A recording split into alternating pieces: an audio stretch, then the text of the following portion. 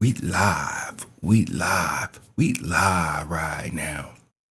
Today is, I think, June 30th or July 1st, 2025, and we're doing pretty good right now.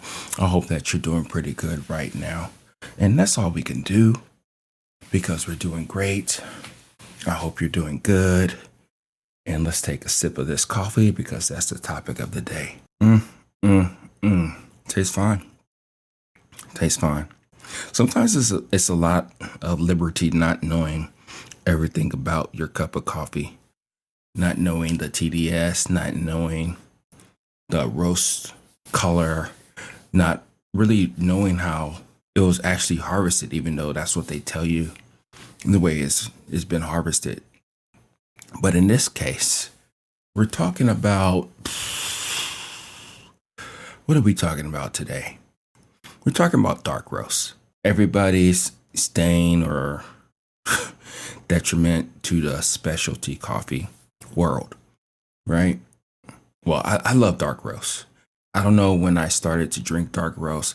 I didn't know when it was something that's on my radar.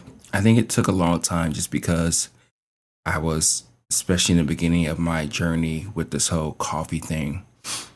I did dark roast, did the whole creamer thing, and then I started drinking a lot of light roast and then eventually medium roast. But I don't know where my love obsession came for dark roast.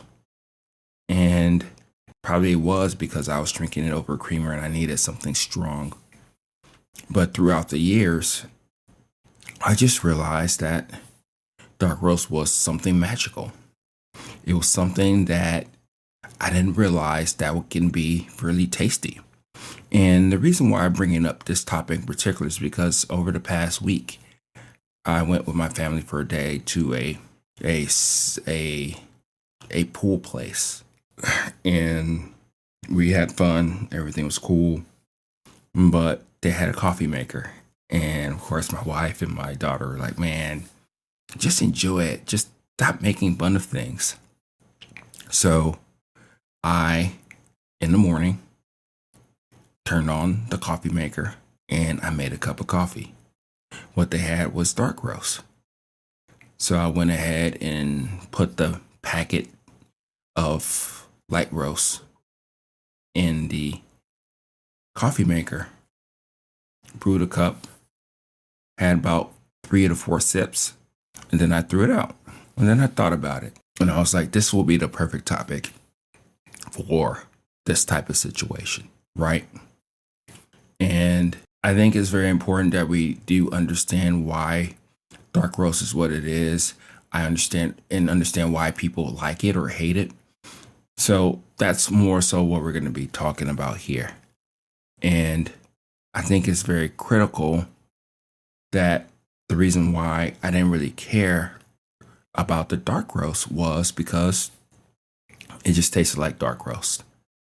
It tasted like a typical type of Brazilian, very chocolatey, one-dimensional can be, especially when you roast it dark like that type of coffee. I wouldn't say that it didn't have any soul, but it lacked character. And I see why a lot of times when people do drink a darker roasted coffee, they're put off by it.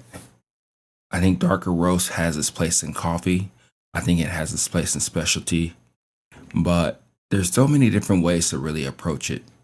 I think dark roast really lends well with creamer. I think it's tasty with creamer. It holds up to creamer, milk, whatever additive that you want to put on it because it's heavier and you feel like you're actually drinking something compared to like a medium and especially like a lighter roast. So that's one big improvement or thing to look at with darker roast. But the thing that people don't really talk about when you're drinking dark roast is that it can have character. It can have like a fruitiness on it. It can have even some type of lemony type of acidity on it, especially when it's not roasted crazy dark where the oil's on the coffee. And when you taste the coffee and drink the coffee, that's kind of like where I'm at. And it's like truly, really the ultimate sweetness of the coffee. Yes, you get some of the bitterness initially, depending on how it's actually roasted and all that good stuff. But something about a fruitiness, I love, for instance, an African coffee, or even some of these crazy, wacky Colombians and Guatemalan coffees from time to time, even Honduras coffees that are roasted darker. They really shine. And I won't say this is my default or anything, but I tend to get good characteristics out of coffee when it's darker. I can see it for what it is. I can see that it's telling me more of a story than what it comes off to when it comes to this whole game of understanding what you're actually drinking. Believe it or not, I'm sure other roasters have this too, is that I actually have a line of dark roasts. I think it bodes pretty well for a lot of people because it gives them a different opportunity to taste what dark roast is truly about. A lot of times, whenever you see like a coffee roaster or even just the industry in general, is that they'll just have one dark roast and everything else is light roast or some medium to light roast. And I like to play around with what light roast can really do for people. So I think I have how many? One, two, three, three to four dark roast sit coffees. And they all have their own unique splash and way of going about their own characteristics. But really, one of my favorites, as I alluded to, is like an African type of coffee, and one called Contagious. And you can almost use any dark roast, but I think what really bodes well for a darker roasted coffee is something that has some fruit on it, something that's probably highly acidic, something that's like a fruit bomb initially, because when you roast it dark or you drink it dark, that still shines through. That's the thing that really comes through and plays a real pivotal point in your coffee drinking experience. Oh, wow. So good. And when you have something that has like that more of a characteristic than just what you usually taste in a dark roast, I think that brings you out. That gives you that opportunity to see what coffee is other than just a lightly roasted acidic coffee that only has different complexity in the acidity part. It doesn't really have that complexity in the whole sweetness. And in this case, dark roast actually has it both ways. It has, believe it or not, it has the sweetness. I know because it's darker, sugars, blah, blah, blah, blah, blah, but it really does. And then depending on the coffee that you actually use, it can be very interesting how much of that acidity does come through. It's kind of like a quick hit of acidity, but it's very pleasant. And I like that combination. It's probably like a combination of a little bit of bitterness to an extent, and then acidity. And then you'll have that sweetness and that darkness of the coffee coming through quite a bit. So I guess what I'm saying here is that you have to push yourself. You have to see what's actually out there when you're actually drinking your cup of coffee. And I will give you this suggestion. Taste dark roast, not just the chocolatey type of dark roast, not just like a South American chocolatey nutty type of dark roast. Those still have their place, like the one that I tasted on my quick vacation. But I guess really what I'm saying here is that if you're able to taste dark roast that's fruity, that's acceptable, that's tasty, that's just different than what you're used to, I think you'll be pleasantly surprised how good it can really be. And I love doing it on high-end coffees because the way it just speaks to you, I can just sit there and drink it all day long. But this is probably one of the first introductions that I am going to be talking about dark roast. I know people may not think it's a big deal or something that they need to delve into, But just like in coffee in general, we go through our own ways of enjoying it, right? We all don't like the same thing, which is perfectly fine. But we get to this whole routine and this whole, to an extent, rut of just drinking and doing the things that we've been doing, that we don't push ourselves to try something else. And you may not like it the first couple of times, especially if you're just drinking a chocolatey nutty coffee, because to me, those don't have those really interesting flavors as fruity coffees do. But I think it'll give you a different appreciation of what it is. And if you want to drink it, a dark roast in a corner where nobody's looking, do that. Just try to enjoy it. Try to see it for what it is, because I think you'll be pleasantly surprised how good it actually is, or it can be.